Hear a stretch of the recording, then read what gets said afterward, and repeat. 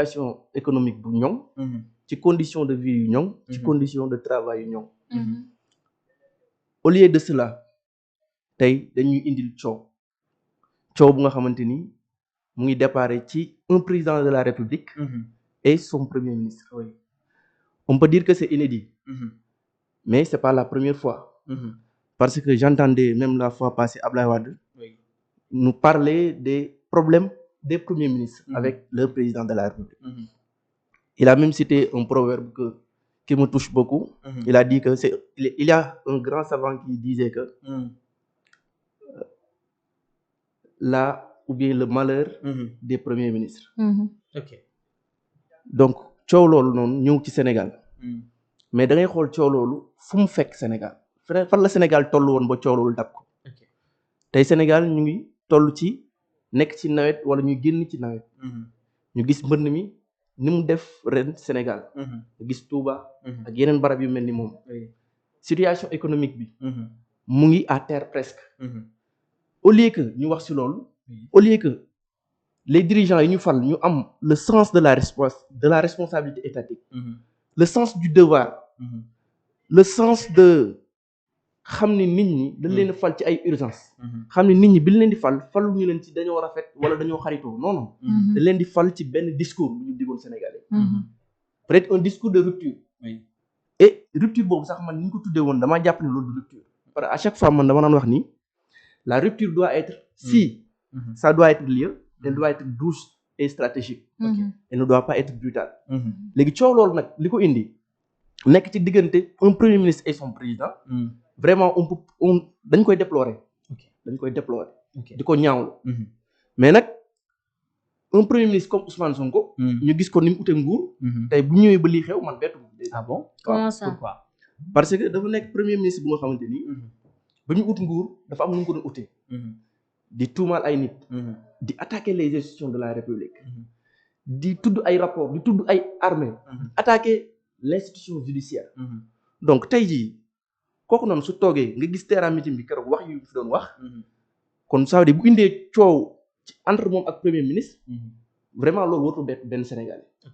parce que c'est la nature de l'homme la typologie de l'homme c'est que dafa nekk di ko xamante ni amul sens de la grandeur maanaam maîtrise. tey boo ko wookee nii léegi mu réagir. alors kilifa du def noonu. kilifa du def noonu. kilifa da nga war a am sens du retenu. problème am. nga xool noo koy régler. mais pas nga koy régler ay émotion. vraiment mais dañu dégg léegi sa biir wax nga wax que ni maanaam lii c'est pas la première fois yàgg na fi.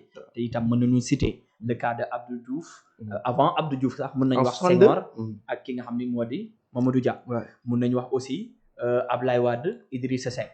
mën nañu wax aussi Ablaye Wade ak Macky Sall. mën nañu wax aussi Macky Sall ak ñeneen ku ci mel ni Abdoul Mbaye du moins bi nga xam te ni moom la fi faloon ak ñeneen ça veut dire que lii lu yàgg la mais lan moo tax nga jàpp ni Ousmane Sonko ni muy réagir tey moo tax lu ni mel bettu la ndax damay dégg sa biir wax ngay wax que ni ku ko wax ku nekk mu réagir immédiatement ak ni mu utee nguur mais tey quoi qu'on puisse dire mun nañu wax ni Ousmane Sonko bokk na ci ay jeunes yu bëri yoo xam si ni gëmuñu woon politique moo leen xamal luy politique parce que dafa ñëw woote jubbanti jaar si yoon bi indi li nga xam ni moo di transparence parce que yenn yu bëri tey bu njëkkoon da nga doon na ko woon di faral di dégg mais grâce à Ousmane Sonko moo tax ñëpp xam ni kat lii ak lii nii lay doxee rapport bi ak bii nii lay doxee kii bu ko épinglé lii ak lii ça veut dire que ni dafa ñëw ci am beneen maanaam benn voie bu mu jaar boo xam si ni si la woon nit ñi moo tax tey mu réagir lu mel ni Omar doguma la sax nga baal ma si sànq discours am bi mu wax ndax balaa moo jàll si leneen rek ñu ñëw foofu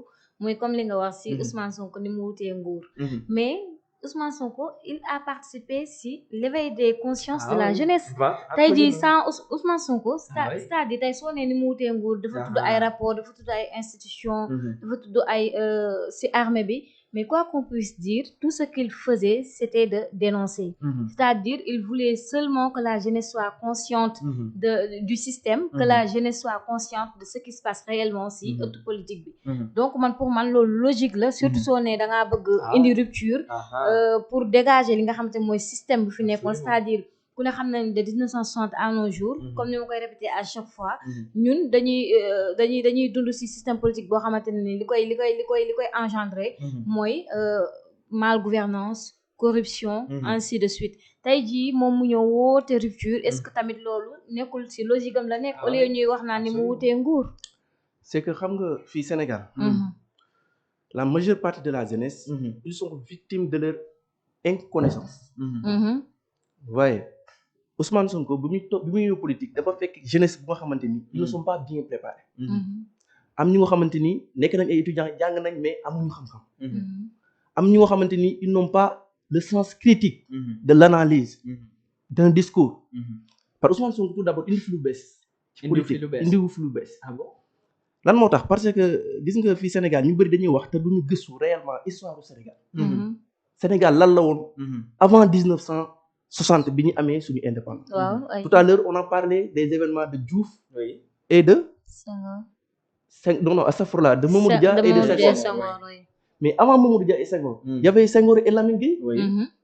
vous voyez. donc ku ci nekk amoon nga benn camp boo gëmoon.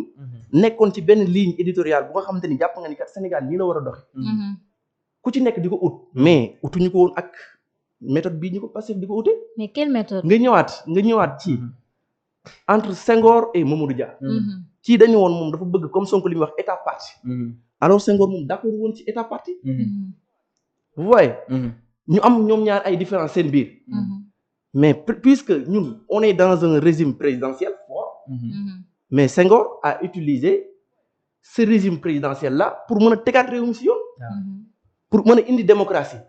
donc tout d'abord bu ñu ñëwaatee ci état Ousmane Sonko lu mu doon def nekkul taal éveiller la conscience des Sénégalais non non. dafa fekkoon conscience Sénégalais yu ci bëri maanaam xamuñu woon luy état. xamuñu woon luy politique parce que xamoo tax. parce que ñi fi nekkoon peut-être. waxuma leen li ñu defoon yëpp dafa baax loolu dama ko wax. mais au moins amoon nañ devoir de l'état. parce que état nekkul ay devoir maanaam wax. li nga gis. état dafa nekk lu nga xamante ni lu silencieux la. lu discret la. l'état c'est de la diplomatie alors la diplomatie elle est douce.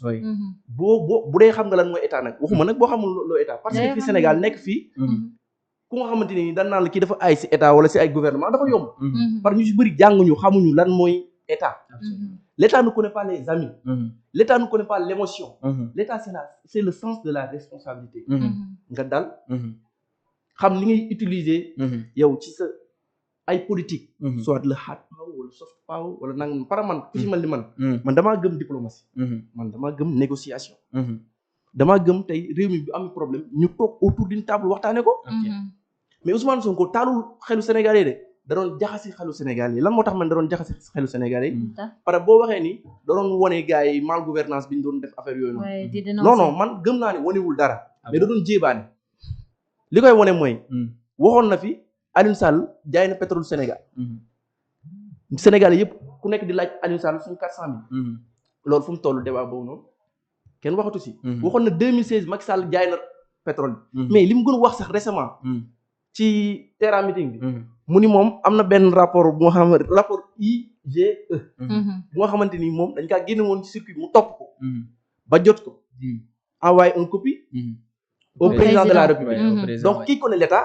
xam nga ni loolu mënut a nekk parce que rapport IGE. premier ministre du ko gis. DG du ko gis. président de la République moom lañ koy rase. waxaat na fi beneen wax mosu na fi taxaw ni. Amadou Ba da ko daan fekk. bureau muy jël mu ni ko tegal. mais qui connaît l'hiérarchie étatique. di nga xam ni. un directeur général et un agent des impôts et domaines bokkuñu sax fu ñuy liggéeyee ba kii wala beneen sax beneen bi wane ni Sonko li mu wax noonu taxaw DG du yor xaalis direction bi muy kii non mais DG directeur fu mu nekk wala direction day am